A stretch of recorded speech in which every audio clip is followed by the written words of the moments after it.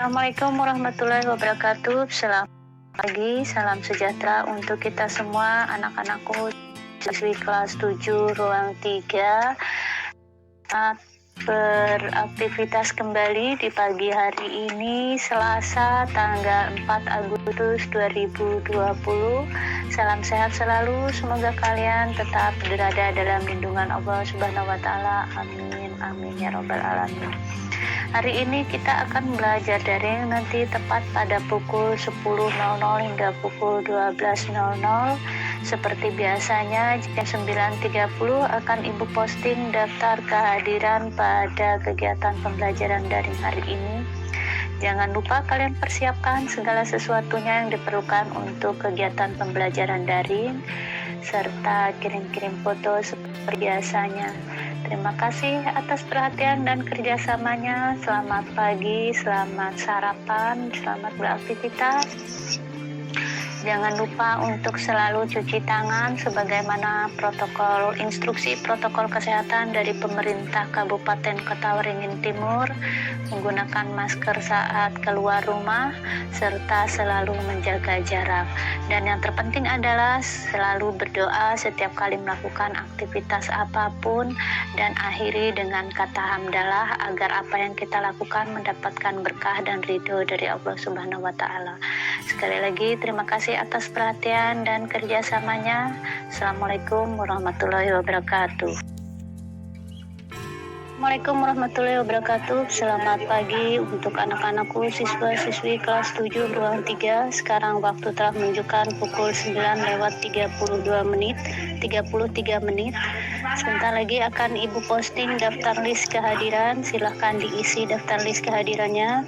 Bagi yang sudah selesai mengisi daftar list kehadiran, silahkan kalian kirim foto bukti kehadiran mengikuti pembelajaran daring IPA pada hari ini. Seperti biasanya, layar HP diperlihatkan ke depan dengan daftar list kehadirannya.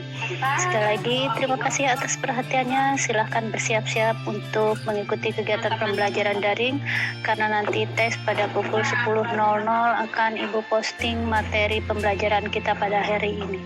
Selamat pagi, selamat belajar, salam sehat selalu, semangat belajar. Assalamualaikum warahmatullahi wabarakatuh.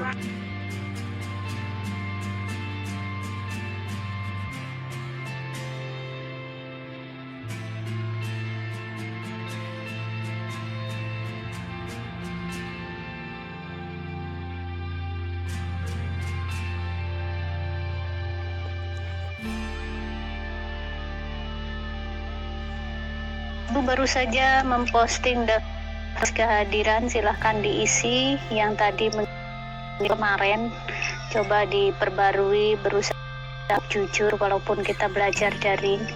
Ibu tidak melihat tapi terlihat bahwa itu adalah foto lama. Berfotolah sesuai dengan keadaan sekarang karena absen baru saja Ibu posting. Terima kasih atas perhatiannya. Assalamualaikum warahmatullahi wabarakatuh.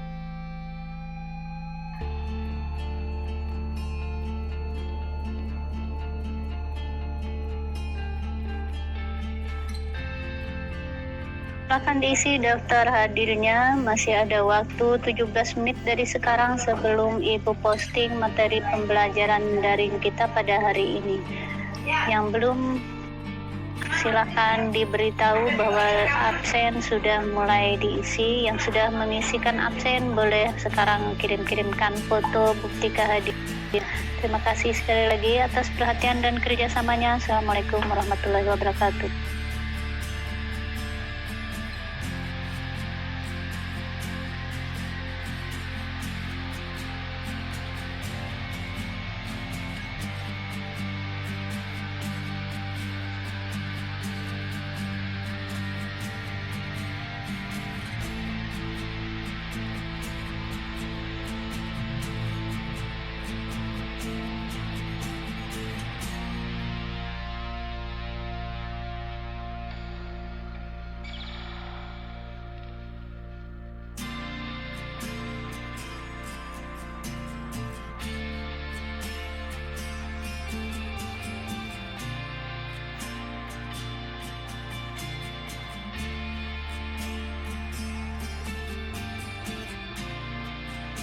Assalamualaikum warahmatullahi wabarakatuh. Selamat pagi untuk anak-anakku siswa-siswi kelas 7 ruang 3. Sekarang waktu telah menunjukkan pukul 10:01.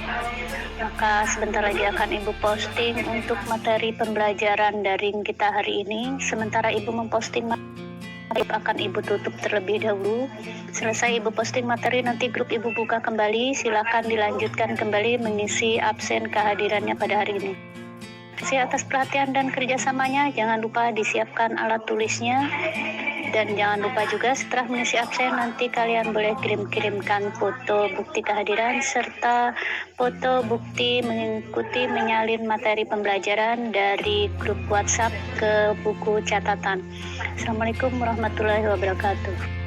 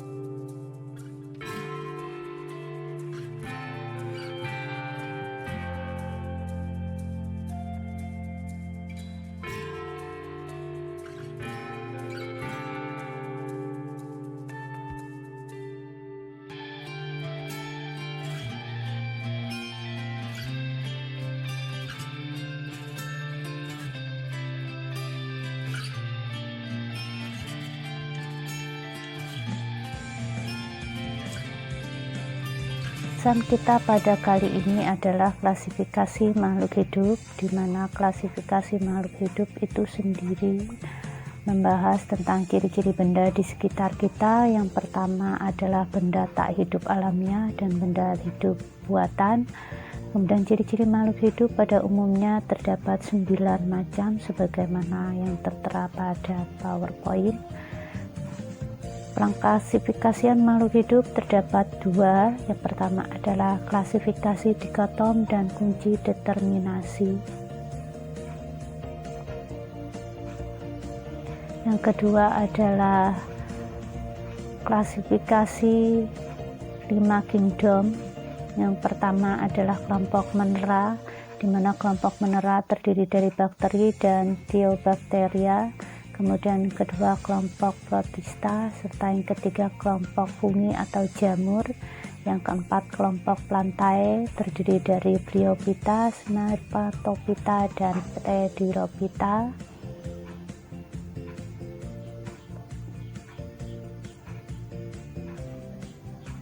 Spermatophyta atau tumbuhan berbiji.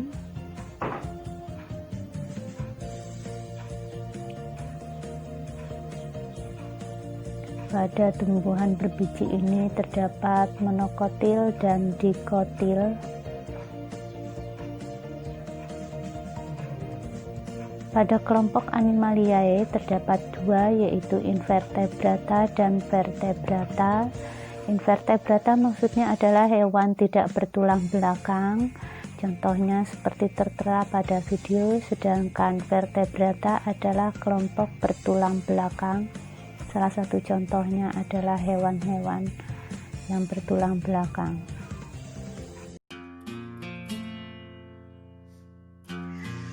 Assalamualaikum warahmatullahi wabarakatuh. Selamat pagi untuk anak-anakku, siswa-siswi kelas 7. Sekarang akan Ibu berikan penjelasan materi mengenai klasifikasi makhluk hidup, di mana klasifikasi itu sendiri adalah maksudnya adalah corak atau berbagai macam perbedaan dari makhluk hidup dan benda-benda di sekitar alam. Di sekitar alam maksudnya di sini adalah dunia, karena kita berada di dunia. Jadi klasifikasi itu adalah ragam dari perbedaan banyak macamnya, coraknya dari makhluk hidup yang ada di dunia. Di mana dalam klasifikasi makhluk hidup itu ada makhluk hidup bergerak, makhluk hidup tidak bergerak, kemudian ada benda mati dan benda bergerak, seperti itu. Jadi maksudnya pengelompokan. Yang dimaksud dalam klasifikasi dalam pembelajaran kita kali ini adalah klasifikasi itu pengelompokan. Jadi secara umum tadi Ibu katakan bahwa klasifikasi itu adalah beragam corak ragam dari semua bentuk makhluk hidup yang ada di dunia atau di alam. Sedangkan dalam pembahasan kita kali ini dibatasi bahwa klasifikasi itu maksudnya adalah pengelompokan dari makhluk hidup, di mana makhluk hidup yang kita akan pelajari pada materi kita hari ini ada dua, makhluk hidup bergerak dan makhluk hidup tidak bergerak. Makhluk bergerak di sini artinya yang masih hidup seperti manusia, hewan, tumbuhan. Sedangkan makhluk hidup tidak bergerak di sini masuk ke dalam benda mati, yaitu benda-benda yang benda hidup namun sudah mati, artinya sudah tidak bisa bergerak, seperti itu. Contohnya nanti akan Ibu berikan setelah beberapa penjelasan berikut. Berkaitan dengan makhluk hidup, perlu kalian ketahui yang pertama, ciri-ciri dari makhluk hidup itu sendiri adalah yang pertama bernapas, kedua kemudian makan, ketiga menerima rangsang, yang keempat adaptasi, yang kelima iritabilitas. Iritabilitas itu maksudnya adalah mampu bertahan pada tempat tinggal dia, seperti itu. Jadi contohnya misalkan kalau makhluk air, maka dia akan bertahan hidup di air. Kalau makhluk hidup di udara seperti burung dan lain sebagainya, maka dia akan bertahan atau mempertahankan hidupnya di udara. Dia akan mengikuti perkembangan baik itu tubuh dan lain sebagainya, postur serta lain sebagainya yang ada pada dirinya, mengikuti tempat dia tinggal. Seperti halnya juga jika yang di daerah daratan, maka akan mengikuti tempat dia tinggal. Seperti halnya manusia tinggal di darat, maka punya kaki, kemudian berjalan dengan menggunakan kaki, kemudian mempertahankan hidup dengan makan, minum, seperti itu. Kemudian yang berikutnya, ciri-ciri makhluk hidup yang berikutnya adalah membuang zat sisa. Karena semua makhluk hidup itu makan, minum, secara otomatis akan ada sampah di dalam saluran pencernaannya yang harus dibersihkan atau dibuang. Yang berikutnya yang terakhir adalah berkembang biak. Karena makhluk hidup itu bersosialisasi, maka ia memerlukan teman dalam hidupnya. Bagi yang lawan jenis tidak sama, dia akan saling bersosialisasi dan saling berhubungan serta saling membutuhkan. Itulah sehingga disebut bahwa makhluk hidup itu juga berkembang biak, dari 2 jadi 3, jadi 4, jadi 5 dan seterusnya. Bagaimana cara mereka berkembang biak tergantung dari masing-masing sifat dan keadaan makhluk hidup itu sendiri. Di dalam klasifikasi ini nanti akan kita bahas makhluk hidup itu ada yang membelah diri, atau dalam hal ini adalah hewan bersel satu, kemudian ada yang melahirkan dan menyusui atau yang disebut dengan mamalia, kemudian ada yang bertelur, artinya dia tidak menyusui, artinya dia hewan ambipar. Siapa saja hewan yang tidak menyusui itu? Ada ayam, ada bebek, ada ular, dan lain sebagainya. Masih banyak yang lainnya, termasuk di situ ada kura-kura, penyu, ikan, masih banyak yang lainnya. Apakah ikan masuk ke dalam hewan ambipar? Tidak, satu jenis tapi lain marga. Ikan masuk ke dalam kelompok apes atau hewan air. Mengapa demikian? Karena dia mempunyai sirip. Dia sama bertelur tapi dia punya sirip dan dia bernapas dengan menggunakan insang. Sedangkan ombipar dia bertelur, dia tidak punya sirip tapi punya kaki. Dia bernapas menggunakan paru-paru. Itulah perbedaan antara ombipar dan apes. Kemudian yang berikutnya yang perlu kalian ketahui juga, pengklasifikasian seperti yang Ibu bilang tadi ada 3 untuk makhluk hidup, manusia, hewan, dan tumbuhan. Kenapa tumbuhan disebut sebagai makhluk hidup? Karena tumbuhan bisa berkembang biak, bisa bergerak, kemudian dia juga bisa bersang, bisa mencari makan, dia juga perlu minum.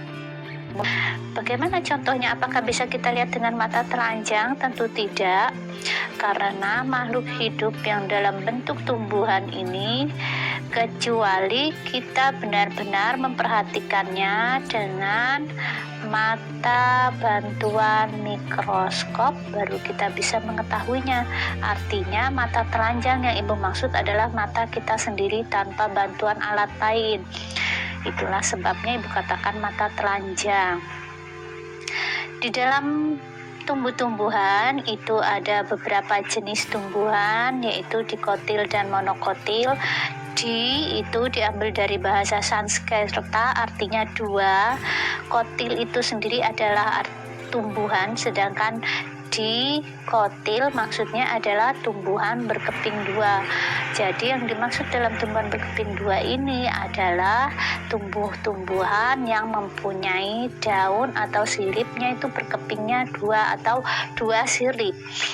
Makanya dikatakan sebagai tumbuhan dikotil. Contohnya kacang-kacangan, kemudian maksudnya pohonnya ini pohon kacang-kacangan, umbi-umbian, kemudian jenis apa ya,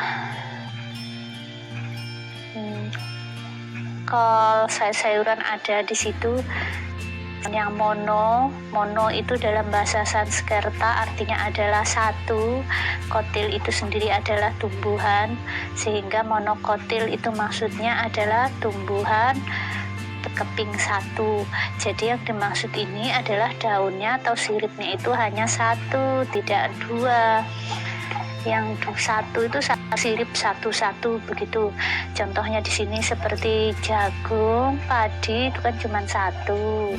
Kemudian tumbuhan yang lainnya seperti pisang itu juga 1.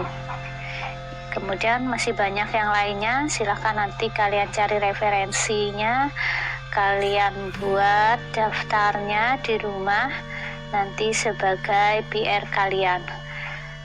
Kemudian yang berikutnya adalah makhluk hidup dalam bentuk hewan. Ini juga dikelompokkan dalam berbagai macam jenis sesuai dengan marga, divisi, genus, klasis, ordo. Marga itu maksudnya adalah family, ordo, marga. Jadi di dalam dunia, berarti dunia itu seluruhnya secara luas. Dunia itu maksudnya adalah dunia hewan, animal world, seperti yang pernah kalian tonton di televisi, World Animal atau Animal World. Maksudnya adalah dunia hewan, artinya seluruh hewan ada di situ. Ada hewan berkaki 4, berkaki 2, ada yang tidak punya kaki, yang tidak. Jadi masuk tadi seperti yang Ibu sebutkan di awal, ada hewan melahirkan atau mamalia, melahirkan menyusui, kemudian hewan yang tidak menyusui, ombipar, bertelur, kemudian ada hewan bertulang belakang. Di situ hewan bertulang belakang contohnya seperti apa? Hewan bertulang belakang nanti kita bahas satu-satu. Kemudian hewan tidak bertulang belakang, avertebrata. Kemudian hewan ada yang disebut di situ Annelida, Mollusca dan lain sebagainya. Nanti kita akan bahas satu-satu, itu akan dikelompokkan berdasarkan dengan urutan takson pada makhluk hidup. Di mana urutan takson itu sendiri perlu kalian perhatikan, didengarkan baik-baik. Urutan takson yang pertama adalah dunia, atau dalam bahasa Latinnya disebut dengan regnum, sedangkan bahasa Inggrisnya adalah kingdom. Kemudian urutan yang kedua adalah divisi atau filum. Dalam bahasa Latinnya disebut dengan divisio atau filum. Kemudian dalam bahasa Inggrisnya disebut sebagai division atau filum. Kemudian takson pada urutan ketiga untuk makhluk hidup adalah kelas. Dalam bahasa Latin disebut classis, sedangkan dalam bahasa Inggrisnya adalah class. Dalam urutan keempat, bahasa Indonesianya disebut sebagai bangsa, bahasa Latinnya adalah ordo, sedangkan dalam bahasa Inggrisnya adalah order. Kemudian pada urutan kelima itu adalah suku, yang dalam bahasa Latinnya disebut familia, sedangkan dalam bahasa Inggrisnya adalah family. Kemudian urutan keenam pada takson makhluk hidup adalah marga. Pada bahasa Latinnya disebut dengan genus, sedangkan bahasa Inggrisnya adalah genus. Kemudian urutan yang berikutnya atau yang terakhir itu adalah jenis. Jadi perlu diingat, nanti kalian catat juga, urutan terakhir atau urutan yang ketujuh takson pada makhluk hidup adalah jenis. Dalam bahasa Latinnya disebut spesies, sedangkan bahasa Inggrisnya adalah species.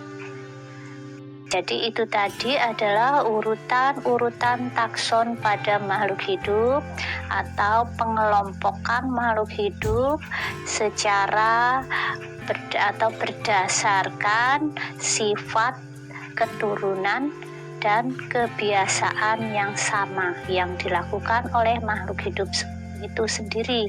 Jadi yang kebiasaannya ada di air, maka akan dikelompokkan dengan hewan air. Yang biasa di dua alam akan dikelompokkan sebagai hewan amfibi. Contohnya yang sering kita lihat adalah katak. Dia disebut dengan amfibi karena dia hidup di dua alam, di air dan di daratan, seperti itu. Kemudian yang berikutnya adalah kunci determinasi, merupakan juga salah satu cara untuk mengelompokkan atau mengklasifikasikan makhluk sendiri di dalam ilmu biologi. Mana kunci determinasi itu merupakan suatu kunci yang dipergunakan berdasarkan urutan-urutan yang ada di dalam takson yang sudah Ibu sebutkan tadi. Jadi di sini untuk tumbuhan atau untuk hewan itu hal-hal yang harus diperhatikan dalam pembuatan kunci determinasi. Walaupun melihat pada taksonnya atau urutan taksonnya, yang pertama itu adalah kunci harus dikotomi. Jadi maksudnya kunci harus dikotomi itu adalah kata pertama tiap pernyataan dalam satu kuplet harus identik.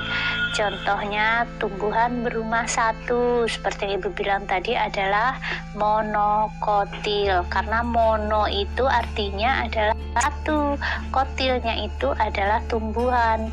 Itu diambil dari bahasa Latin atau bahasa Sanskerta, bahasa Yunani. Jadi tumbuhan berumah satu disebut atau dimasukkan ke dalam kelompok monokotil, sedangkan tumbuhan berumah dua itu masuk ke dalam dikotil. Di itu sendiri artinya adalah dua, dan kotil itu sendiri artinya adalah tumbuhan, seperti itu. Penjelasan berikutnya kelanjutan dari yang tadi. Yang ketiga adalah membuat kunci determinasi itu harus memilih bagian dari kuplet itu harus kontradiktif, sehingga satu bagian dapat diterima dan yang lain ditolak. Artinya tidak semuanya harus diterima, harus ada yang ditolak. Misalkan ada 3 bagian ini, jadi 1 diterima, yang 2 ditolak, atau 2 diterima, 1 ditolak. Kalau semuanya diterima, maka tidak akan bisa masuk ke dalam salah satu syarat di dalam membuat kunci determinasi, walaupun sudah sesuai berdasarkan urutan takson, seperti itu. Kemudian yang berikutnya adalah menghindari pemakaian kisaran yang tumpang tindih atau hal-hal yang bersifat relatif dalam kuplet. Contohnya panjang daun 4-8 cm, daun besar atau kecil. Jadi maksudnya ini, contohnya yang Ibu maksudkan ini tadi, kisaran daun panjang 4-8 meter itu daun apa saja? Ada daun jagung, ada daun padi, kemudian daun pisang, dan lain sebagainya. Silahkan kalian cari contoh yang lain yang lebih dekat dengan rumah, di sekitar rumah kalian. Kemudian daun yang besar atau kecil ini yang dimaksud seperti daun kelor, daun mangga, daun sawo, kan beda besar kecilnya. Kemudian daun melati lebih kecil lagi. Nah, ini yang dimaksud perbedaan besar kecilnya daun. Jadi nanti kalian mencari contohnya. Ada tugas setelah ini, jika sempat waktunya, itu hanya mencari di sekitar rumah saja jika sempat waktunya. Jika tidak sempat, berarti tugasnya pada pertemuan berikutnya saja, seperti itu. Jadi hari ini hanya khusus untuk mencatat materi. Yang berikutnya untuk menuliskan kunci determinasi pada takson adalah mempergunakan sifat-sifat benda yang diamati, seperti yang sudah Ibu bilang tadi. Masuknya dalam pengklasifikasian makhluk hidup itu berdasarkan sifat, kebiasaan, dan juga tempat tinggalnya. Artinya itu penting untuk diketahui. Misalkan saya suka marah, kalau manusia ini ya suka marah, maka dengan orang yang suka marah, pendiam ini kalau manusia. Kemudian kalau pada makhluk hidup lainnya seperti hewan atau tumbuhan, kalau pada hewan misalkan sifatnya apa, karena pada hewan itu ada yang di situ masuk ke dalam omnivora, herbivora, omnivora, dan karnivora itu masuk dikelompokkan pada itu. Apa itu herbivora? Adalah hewan yang makan tumbuh-tumbuhan saja. Kemudian karnivora itu adalah makhluk hidup yang memakan daging, maka dikelompokkanlah ke situ semuanya hewan-hewan yang memakan daging. Kalau yang makan tumbuhan banyak, di sini ada kambing, ada sapi, ada jerapah, ada kuda, dan lain sebagainya. Kemudian yang makan daging di situ ada singa, ada harimau, dan seterusnya. Silahkan kalian cari nanti contohnya sebanyak-banyaknya. Yang terakhir adalah omnivora. Omnivora itu maksudnya adalah hewan yang memakan semua makanan. Tumbuhan dia makan, daging dia makan. Dikelompokkan jadi satu ke dalam hewan omnivora. Apa saja itu? Biasanya hewan yang seperti ini adalah hewan-hewan buas yang suka makan daging dan makan tumbuh-tumbuhan, tidak gitu kan ya. Kemudian contoh yang akan kalian cari nanti didaftar di bukunya sebelum Ibu berikan tugas. Jadi ketika ibu berikan tugas, kalian sudah punya referensinya, punya jawabannya, seperti itu. Kemudian yang berikutnya, syarat untuk membuat kunci determinasi adalah dari 2 kuplet yang berurutan jangan dimulai dengan kata yang sama. Ini kata yang sama itu pada ordo apa ya? Misalkan kita ambil yang sering kita lihat di tempat kita ini adalah warik. Bahasa Indonesianya warik itu adalah monyet. Nah, itu disebutkan di situ ordo monyet. Ordo monyet atau dunia monyet itu tidak boleh kita ambil bahasa yang sama.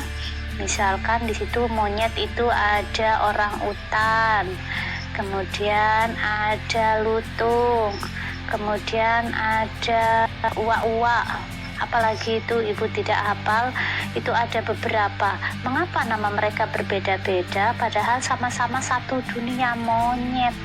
Beda kan? Itu yang dimaksud seperti itu. Begitu juga pada dunia ular atau sek, bahasa Inggrisnya sek, ular. Itu ular itu ada ular piton, kemudian ular piton atau ular sawah beda apa enggak? Sama kan? Kemudian lagi ada ular kobra, kemudian ada ular hijau, ular emas, ular tanduk atau kata kita sini ular tadung. Kemudian macam-macam lah di situ ular. Mereka satu dunia atau satu ordo, namanya ular atau sek. Tapi ketika mereka memasuki dunianya ular itu sendiri, akan terdapat perbedaan-perbedaan dari ular itu sendiri. Tapi apakah mereka satu spesies? Satu spesies. Spesiesnya adalah sek atau ular. Dia masuk ke dalam golongan ombipar, bertelur. Nah, apakah dia juga akan bisa makan dan menyusui? Dia makan tapi tidak menyusui, seperti itu. Itu yang ibu maksud. Kemudian yang berikutnya, syarat untuk membuat kunci determinasi adalah setiap kuplet diberi nomor. Supaya tidak sampai salah, maka selalu diberi nomor 1, 2, 3, dan seterusnya sesuai dengan ordo dan spesies serta marga dari masing-masing hewan atau tumbuhan yang akan diberi nama dan dimasukkan ke dalam kunci determinasi berdasarkan urutan takson. Kemudian yang berikutnya adalah buat kalimat pertanyaan yang pendek. Itu kita buat itu berdasarkan apakah pertanyaannya terserah kita, tidak bisa, harus berdasarkan dengan keadaan yang akan kita buat itu. Nanti setelah ini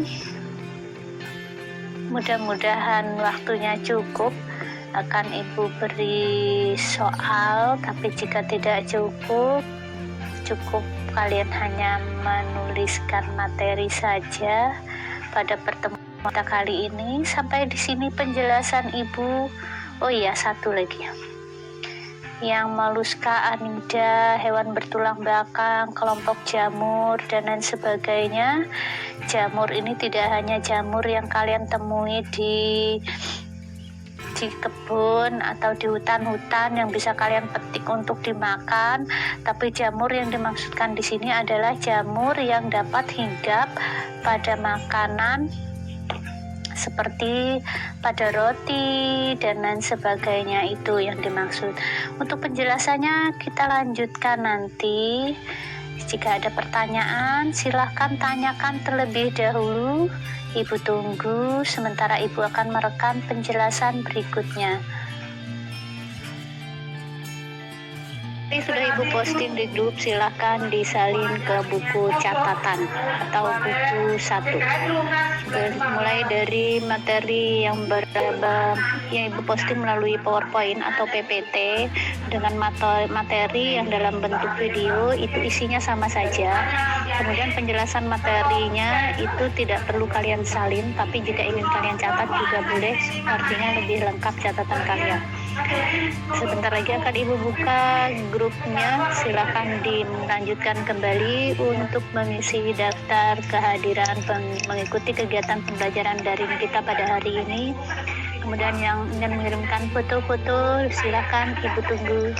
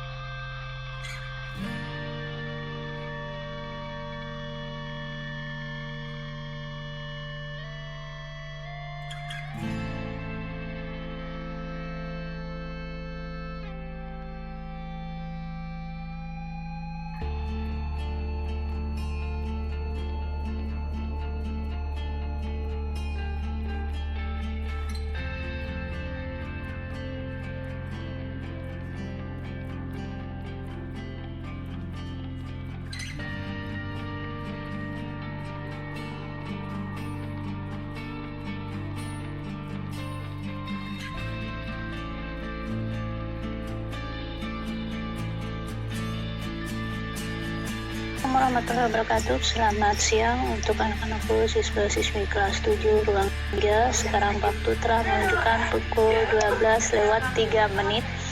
Artinya materi pembelajaran daring kita hari ini telah berakhir sebagaimana jadwal yang telah ditentukan oleh pihak sekolah. Untuk absen kehadiran, Ibu berikan tenggang waktu sampai nanti malam pukul 20.00. Ibu maklumi karena kemungkinan ada yang saat ini kehabisan paket data atau mungkin sedang mencari-cari wifi. Jadi masih Ibu tunggu, begitu juga foto bukti kehadiran dan foto bukti menyalin materi Ibu tunggu hingga nanti malam pukul 20.00 waktu Indonesia Barat sebelum grup Ibu tutup. Apabila grup sudah Ibu tutup, maka tidak ada lagi yang bisa mengirimkan foto maupun mengisi daftar kehadiran. Terima kasih atas perhatiannya. Kita tutup pembelajaran kita pada hari ini dengan mengucapkan hamdalah alhamdulillahirabbil alamin. Semoga pembelajaran kita pada hari ini mendapatkan berkah dan hidayahnya sehingga memudahkan bagi kalian dalam menerimanya. Amin amin ya rabbal alamin. Sekali lagi selamat siang, selamat beristirahat, selamat sholat zuhur bagi yang melaksanakan, dan selamat beristirahat serta makan siang. Jangan lupa untuk selalu cuci tangan sebagaimana protokol kesehatan yang telah diinstruksikan dari pemerintah Kabupaten Ketawaringin Timur, serta menggunakan masker setiap kali akan bepergian keluar rumah. Dan jangan lupa selalu menjaga jarak aman. Demikian, terima kasih. Assalamualaikum warahmatullahi wabarakatuh.